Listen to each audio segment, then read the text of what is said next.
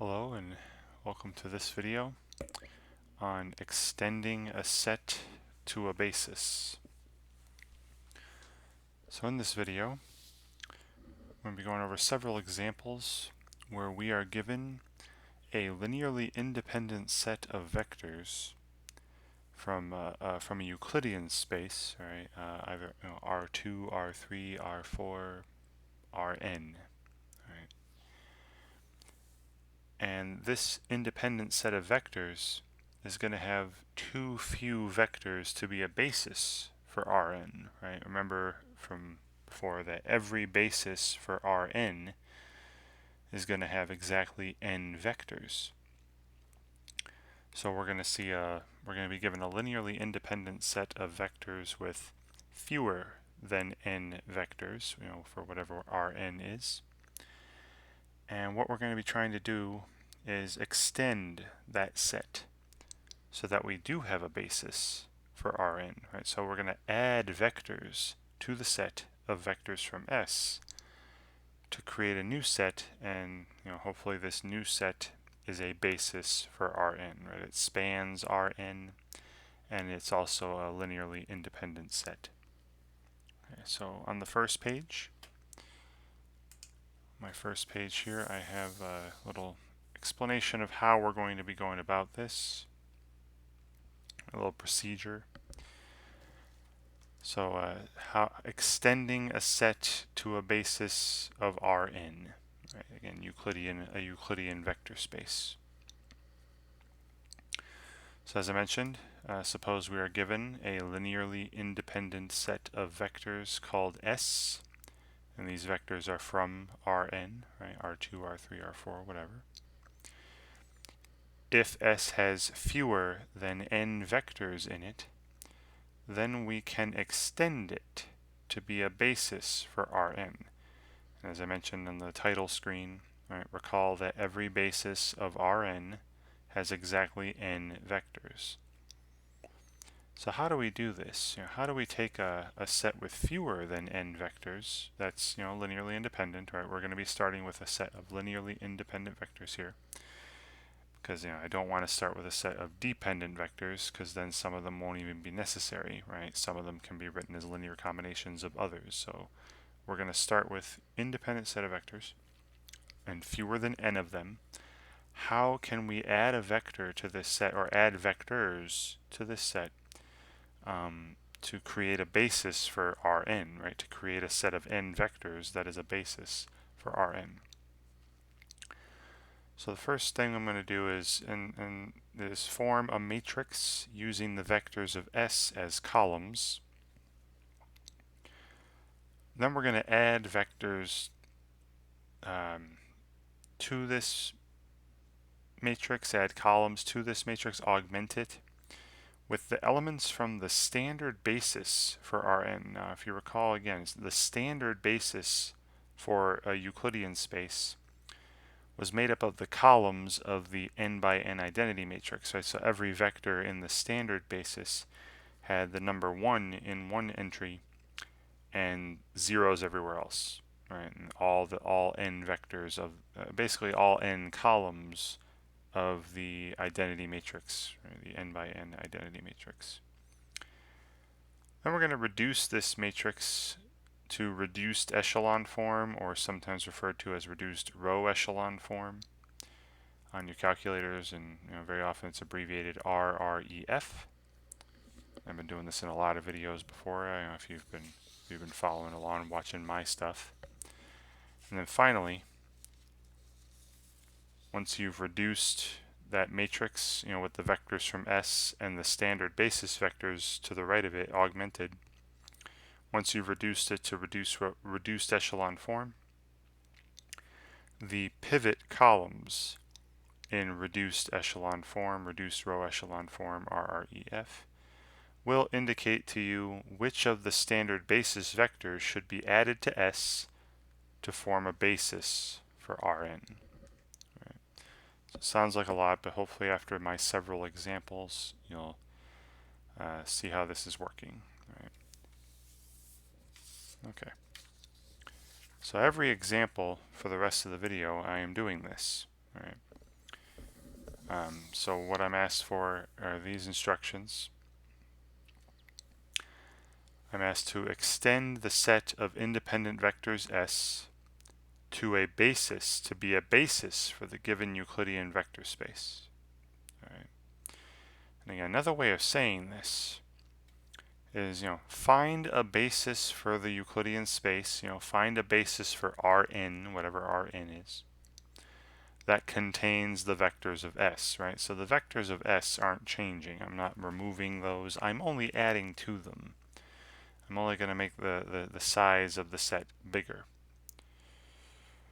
Alright, so my set of independent vectors here, S is the set of vectors, just one vector, the vector 1, 3, and this is from R2, right? And it's got two components. And what I'm trying to do is extend this set, add vectors to it, so that I get a basis for R2. All right. Now, remember, every basis for R2 needs to have exactly two vectors. This only has one, so we're going to be adding a single vector to S. Now, you could do this without going through that procedure that I mentioned on the previous page. All I need to do is add an independent vector here. And remember, if I'm making a set, so I'm going to call this new set S prime. Alright, so it's just a new set, not S, it's S prime, where I keep the vectors of S. And since I'm only adding a single vector to this, in order for this to still be independent, all I need to do is add a vector that's not a scalar multiple of 1, 3. So don't add 2, 6 or 3, 9. So I can add any vector that's not a scalar multiple of 1, 3 here, so say negative 7, 10. And there we go. I have just extended this to something that would be a basis. And again, this is not any vector really that is not a scalar multiple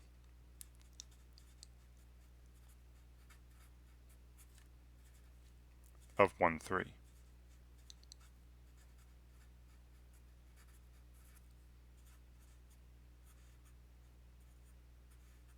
Right. And what I've created is a basis. This would be a basis for R2. Alright, and you can go and check that on your own and look back at the video I have put up on how to determine if a set is a basis for a vector space. But we know these are linearly independent because again, any set of two vectors that are not scalar multiples are linearly independent.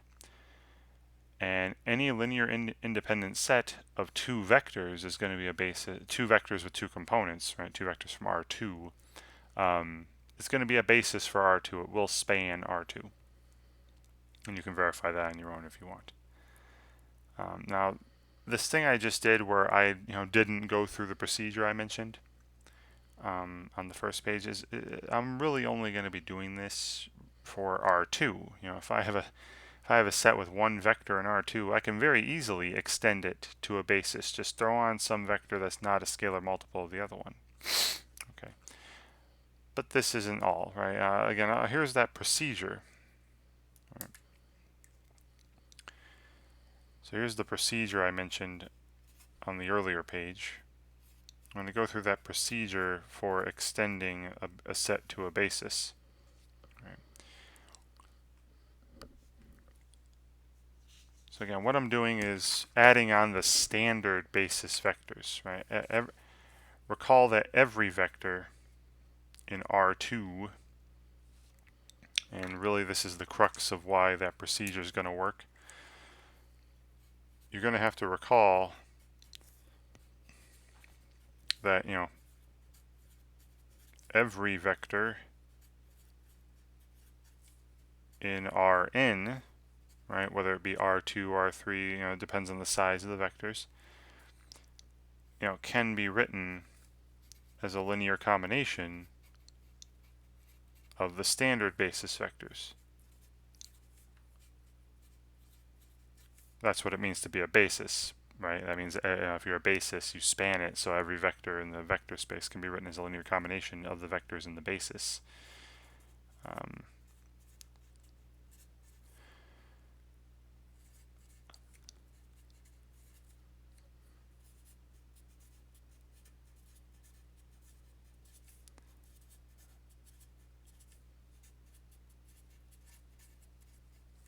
Right. So that's why these get added on to my little matrix. So again, what we're starting with this set S. I should keep the procedure word up here. We're starting with set S, and again, let me create a new set. I'm going to call this set T, where I have the vector of set S, 1, 3, and then I add on the standard basis vectors, right? And that's okay. You'll have create something that spans R2. Right, let's say what are the standard basis vectors for R2? That would be 1, 0, right? The first column of the 2 by 2 identity matrix, and 0, 1. All right. So when you do this, right, what you've created is a set that does span R2, right? Because every vector in R2 can be expressed as a linear combination of these standard basis vectors. So that means this one can as well, right? So that means one of these is not needed, right? And again, I want to keep the vector in S, right? I'm trying to extend S. So I'm going to keep the vectors that are in S, and we're just going to get rid of one of these. All right. And again, you could really keep either one because neither one of these is a linear is a scalar multiple of 1, 3. Let me jump there. But the span of T here, the span of this new set I just created, right, where I took the vector in S and added on the standard basis vectors, is equal to R2. Right? It's just that T is linearly dependent because there are more vectors than there are components in the vector. Remember that statement, that little trick. So T is dependent, right? So this can't be a basis for R2 because again it has too many vectors, right? Any basis for R2 is going to have 2 vectors, not 3. All right, and so then what I would do is, and I've done this in the past in past videos. Again, if you've been watching, if not, I'll go over the procedure again here. What I would like to do now is, figure out. Again, I want to keep the S vectors, so I want to keep 1, 3. So I need to figure out, which one of these can I get rid of. Which one of these can I express as a linear combination of the two? And both of them would be, but that's where I would set up that dependence. Remember the test for independence. I would take a scalar, a linear combination of these three. So A1 times 1, 3 plus A2 times 1, 0 plus A3 times 0, 1. And when I'd be trying to determine when is this equal to the 0 vector, right? When I'm testing for dependence, and you'd eventually end up seeing that T is a dependent set, right? Because this will have more than just the trivial solution, right? Remember that trivial solution is when all the scalars are 0, which would clearly make the 0 vector. This is going to have more than just that trivial solution. But this would end up boiling down, solving this equation for A1, A2, and A3 boils down to solving a system of equations. And that system of equations would have this matrix, right? With 1, 3, the coefficients of A1 in the first column, the coefficients of A2 in the second column, coefficients of A3 in the third column. Then I'd put a little bar and then some zeros. I don't really need to write these zeros though, because what we're going to be doing after this is putting this in reduce. I'll write it now, okay, but this column of zeros, any column of zeros, will always remain zeros when you're doing row operations. So all I'm going to focus on when trying to solve this system is just the coefficient matrix. All right, focus on this matrix here. So I'm going to say put your focus on this. And we'll put this into reduced echelon form.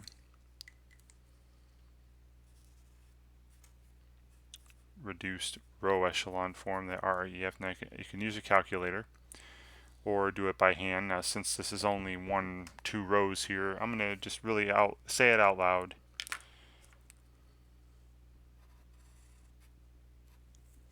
I would take -3 times row 1, add it to row 2, and that would give me this 1, 0 column here. But then I'd have -3 down here, which I could change into a 1, and then make sure I get a 0 up above it. And that would be it for the pivots, right? And so let's see, that would make this -3. And then this is still 1. Then I would multiply everything by -1/3, make this -1/3. And then it would be the opposite of this plus that. So I think I have +1/3, -1/3 here. Let me just double check.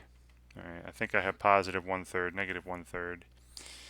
So on your calculators, TI 8384 is what I have here. I have an 84 plus. Go to the matrix menu, over to edit, right? This is a 2x3. I know it's a 2x4 with the zeros. Again, don't worry about the column of zeros. Those will always be there. I'm just focusing on the coefficient matrix, this 2x3 matrix, right? So let's enter the size, 2 rows, 3 columns. First row has 1, 1, 0.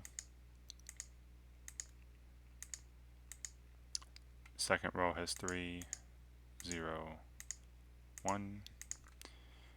Then go back to the main screen, quit, and then back to the matrix menu. I want to put this in, go over to the math drop down to where it says RREF, reduced row echelon form, and then put the matrix that we edited in there, matrix A under names. All right. And yes, if I change that to a fraction, 0.3 forever is a third. So what I said was right. I'd have a third here, and -1/3 here, and then bars, and then some zeros. But again, all I care about is this 2x3. Right. And then what this tells me is that, there's a pivot, right? There's a leading one, the pivot in this first column. So A1, right? The value of A1 would be A1's a basic variable. Then A2, right, would also be basic, and A3 would be free. Right, so I let A3 be any number I want, and that free variable corresponds to a vector that I really don't need. Right, you're going to see the free variables, the pivot the non-pivot columns, will correspond to a vector that I don't need.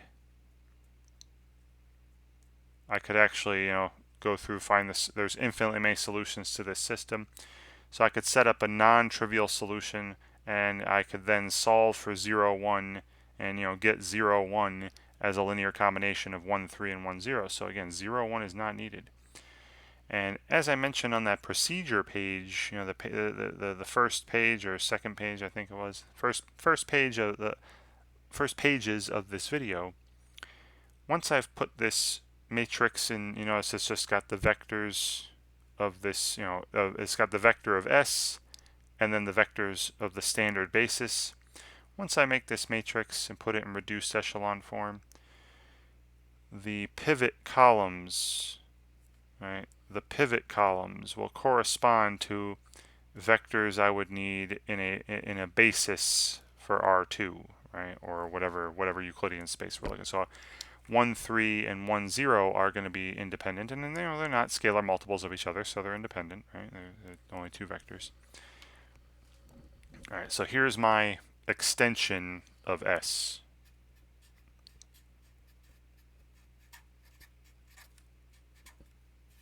And I'll call this S prime. And it's the vectors from S, right? So the vector 1, 3.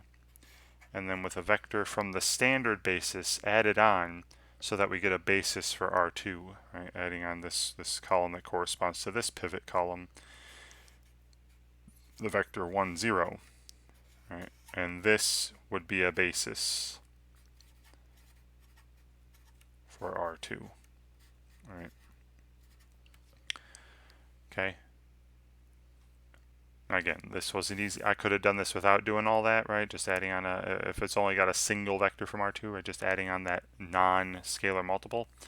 But this procedure I just went through where I took a matrix with the vectors of S as one column, and then the vectors that make up the standard basis of the Euclidean space as another other columns, putting it in reduced row echelon form, and then looking what are the pivot columns, and those vectors that correspond to the pivot columns will make up my extension of S that will be a basis for the Euclidean space.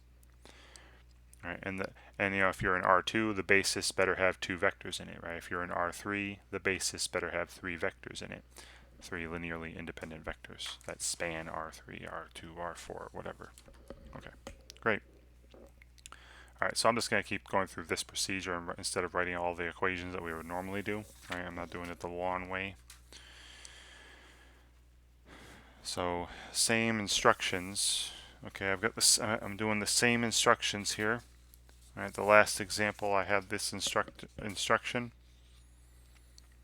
I asked you to extend the set of independent vectors. Again, we're starting off with independent vectors because if you have a set of dependent vectors, then there are some vectors that aren't needed. Right, so there's no reason to you can get rid of those that depend on other vectors in the set. So you don't really need to start with a set of I would rather not start with a set of dependent vectors, right? So we're going to extend the set of independent vectors S to a basis for the given Euclidean vector space, which here is R3. All right.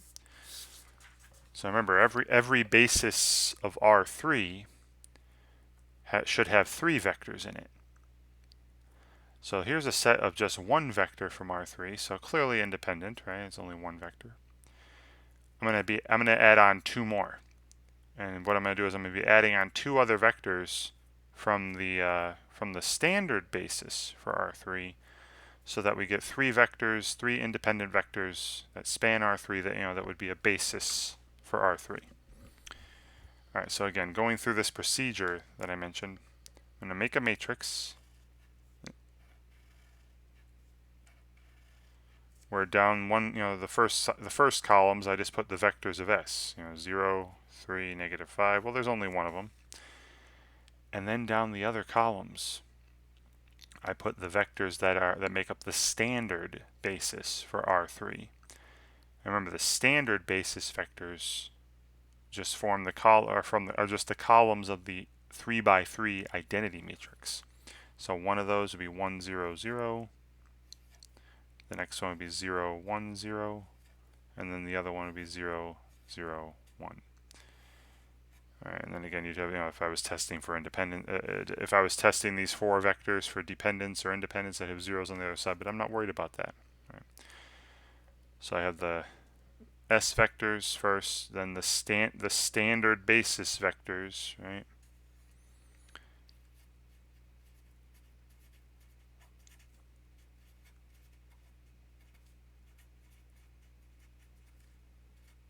Of R3.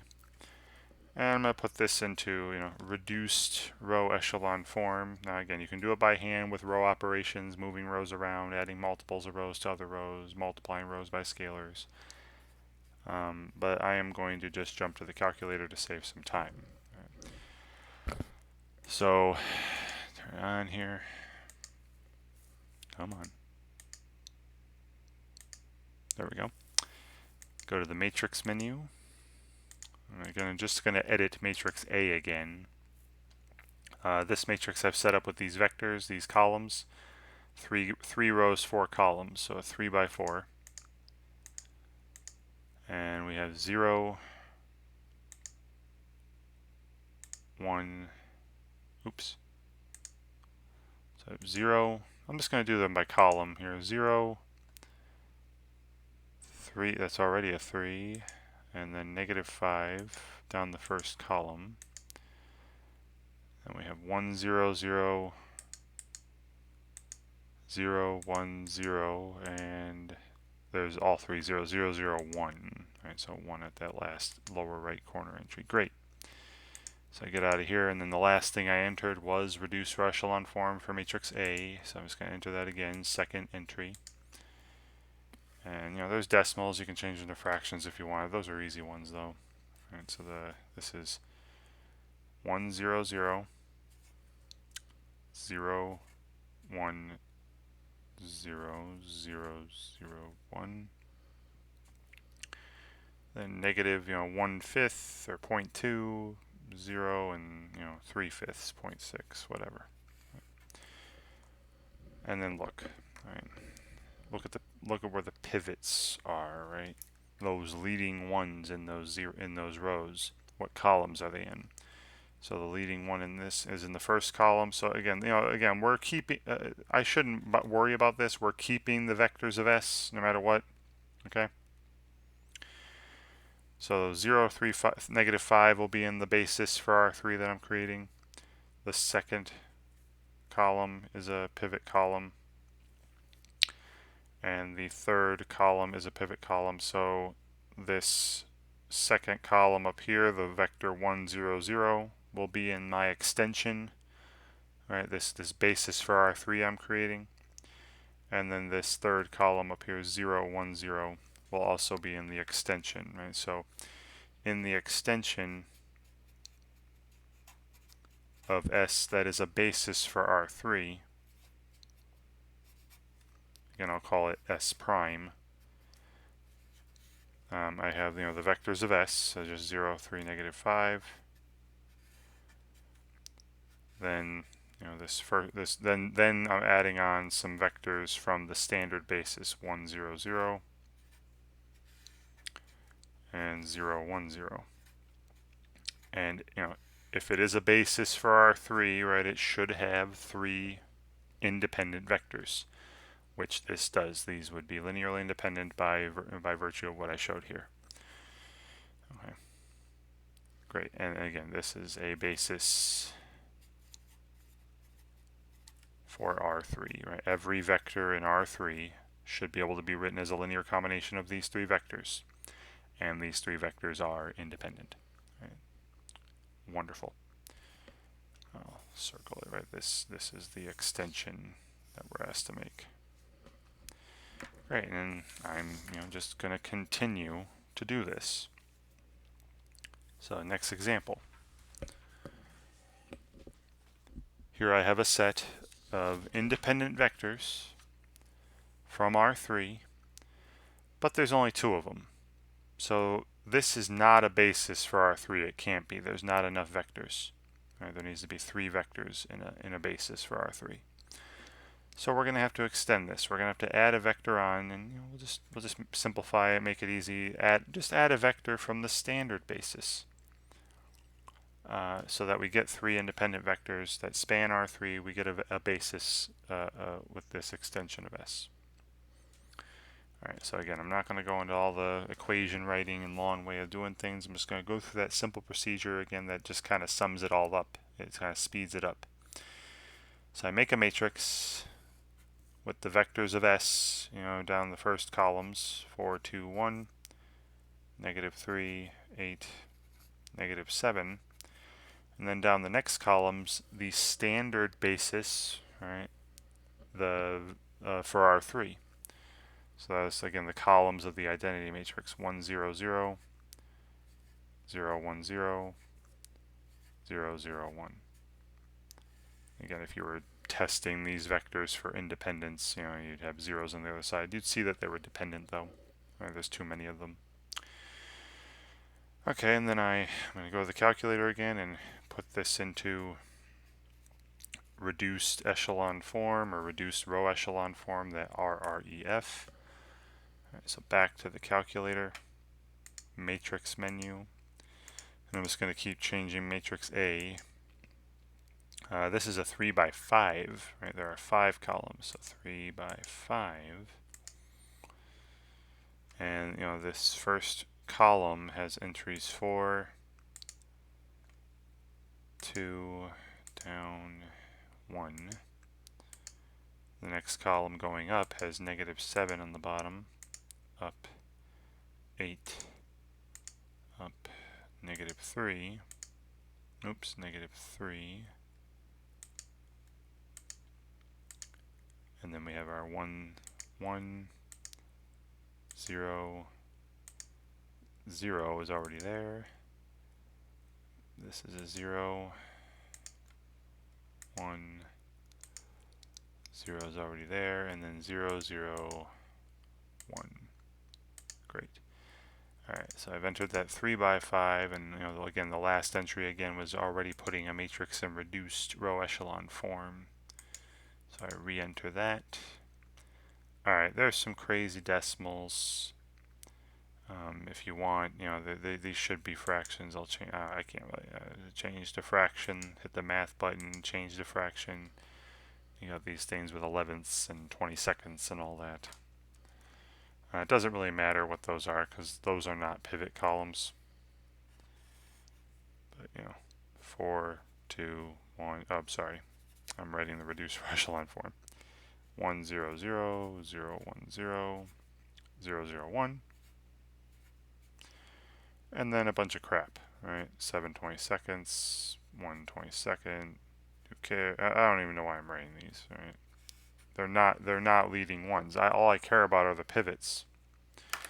And again, notice that the pivots, the first three. Now this doesn't always happen. I know it's happened in the last couple examples, but it doesn't always happen that the first 3 columns will be pivots, or the first 4 columns, or the first columns. The first column could be a pivot, then the next one could be the third, and the next one could be the fifth. That could happen. Just be aware of that. Well, I guess not if these columns were linearly independent, so they should have. We already said these two were independent, so they should have pivots under them. But you get what I mean, though. Just know that they're not always going to fall in the first 3 columns, right? All the time. They might for my examples because I made these up. And I didn't really check them ahead of time, so they might work out this way for my examples because again I just made them up on the spot here. I wrote them out ahead of time, of course, but I just made them up while I was writing them. So if it ends up where all the first columns are pivot columns, it's just coincidence. All right, so this vector 4, 2, 1. Again, the vectors from S we're always keeping. We're just extending it, and we'll be adding on this vector from the standard basis. Right. So my extension of S that will be a basis for R3. Again, I'm going to call this S prime. Has the vectors 4, 2, 1. Right, the vectors from S 4, 2, 1, -3, 8, -7. And then we'll see that these are independent along with the vector 1, 0, 0. Right, these 3 vectors here form an independent set. And this set would also span R3, right? So this set of 3 vectors here is a basis for R3. Right, every vector in R3 should be able to be written as a linear combination of these 3, and these 3 are independent by what I basically just showed up there. Right, what we did with the matrix. Okay. So now I'm going to do something a little unusual.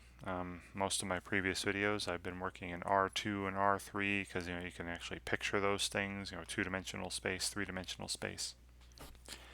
My last several examples in this video I'm actually going to be working in R4, vectors of R for 4-dimensional Euclidean space. I don't really usually like showing examples, but I'm not doing any visualizations here. I'm not trying to show you pictures of vectors anymore in this video. So it's okay if we bump up to some vector spaces that you really can't visualize, like 4-dimension R4, R5, R6, and so on. All right, so my remaining examples are from R4. All right, so here's a set with one vector, 2, 1, 8, 3. And again, I'm asked, it's obviously independent. It's a set with one non-zero vector. Right? Any set with a single non-zero vector is independent. But it's not a basis for R4, right? There's no way that this spans R4, right? because not every vector in R4 is a multiple of this, right? A scalar multiple. So we're going to have to extend it. Now this is R4 now, so what we're going to be doing is we're going to be adding 3 vectors from the standard basis for R4 to extend this set into a basis for R4. Right. So again, I'm going to just jump to the procedure and make a matrix where the vectors of S are in the first columns. Well, there's only one of those, 2, 1, 8, 3. And then after that, the standard basis for R4. And again, the standard basis for R4. Now, you don't have to put them in this order, right? I'm putting them in the order where it looks like the identity matrix, but you can put them in any order. All right, so I'm going 1, 0, 0, 0, then 0, 1, 0, 0, then 0, 0, 1, 0, then 0, 0, 0, 1.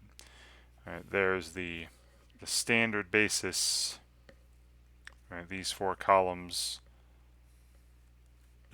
make up the standard basis for R4. Right. Like I said a second ago, you do not have to put these in this order. I just like doing it because it looks like the identity matrix is nice and clean, right, with that 1's down a diagonal here. Not the main diagonal, but, well, it's the main diagonal of the identity, but whatever.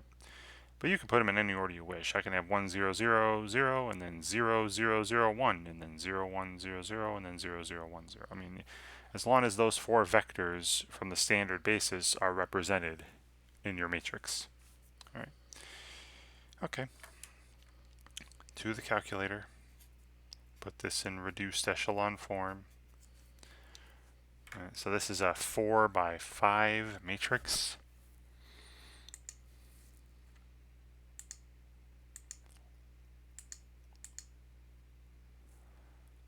It's going to change the entries of A, make this a 4 by 5.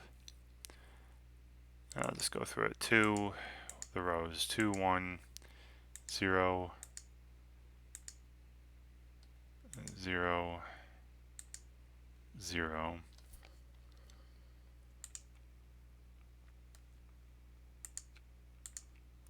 1, 0, 1, 0, 0, 8, 0, 0, 1, 0, 3, 0, and it looks like 0, 0, 0, 1. Great. All right, so I got the 4 by 5 matrix entered. Now the last entry I made was this change in a fraction thing, so I can't do the entry thing again. So I'm just going to go back to the matrix, over to that math menu to get to reduced row echelon form, RREF, and then put matrix A in there again. All right, so again with some decimals. Again, I really don't care about those. Those aren't pivot columns. All right, so 1, 0, 0, 0, 0, 1, 0, 0, 0, 0, 1, 0, 0, 0, 0, 1. Probably should align these up better. And it looks like a third, and negative 2/3, and negative 1/3, and negative 2 2/3 or negative 8/3. Who cares? Again, that's not a pivot column. All right, and then it looks like the pivots, right? All these leading ones are in. Like I said, I just made these up. This won't always happen. All right, where the first columns are always the pivot columns. But please just know that this won't always happen. Again, I made them up, so they're probably just all the same kind of example because I went to my mind. So these 4 vectors here will make a basis for R4. Right, and just like so my extension of S, again, I'll just call that S prime.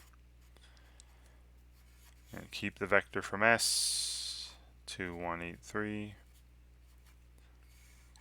And then we'll add on some vectors from the standard basis, which look like 1, 0, 1, 1, 0, 0, 0. Then this column here corresponds to 0, 1, 0, 0. And then this column here corresponds to 0, 0, 0, or 0, 0, 1, 0. All right. And this would be a basis for R4. And you can check that on your own if you wish, but it should be. All right.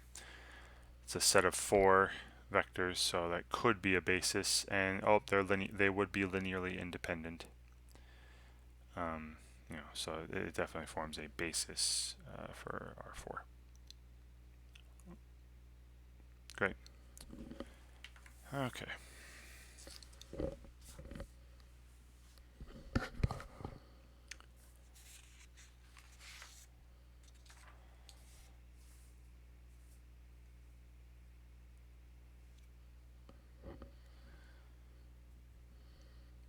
So same thing. Set of 2 independent vectors, right? They're independent because they're not scalar multiples of each other, but there's too few of them to be a basis for R4. So I wish to extend it. All right. So I make this matrix. Columns of, first columns are vectors from S.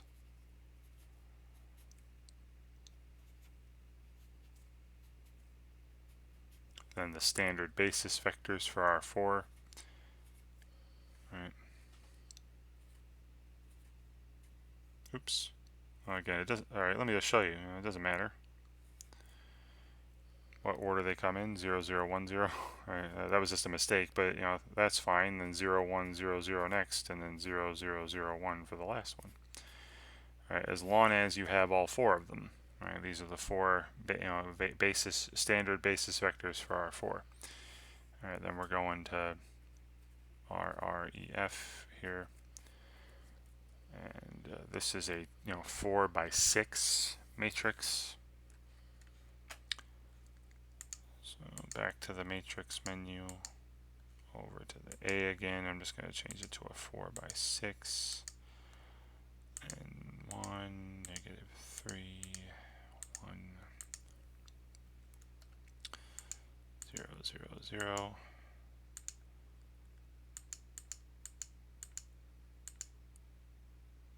Then 2, 7, 0. And then the way I have it, again, I messed up. I put it in the wrong order, but it doesn't matter what order it comes in. I got 0 there, then 1, then 0, then 3, 11,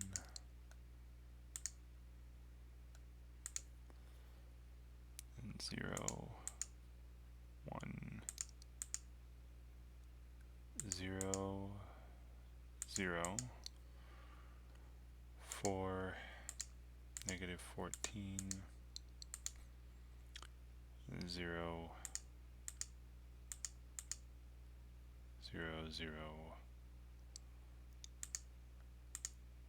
1. Okay, let's make sure it's 0, 0, 0, 1, 0, 1, 0, 0, 0, 0, 1, 0, 1, 0, 0, 0. Okay, good. I've entered it all correctly, all the way I wrote it. And then the last thing I entered was reduced row echelon form, so I'm just going to go second entry. And again, I do not care, right, about what's over there. Okay, so again, in reduced row echelon form, I'm getting like the 4 by 4 identity matrix here.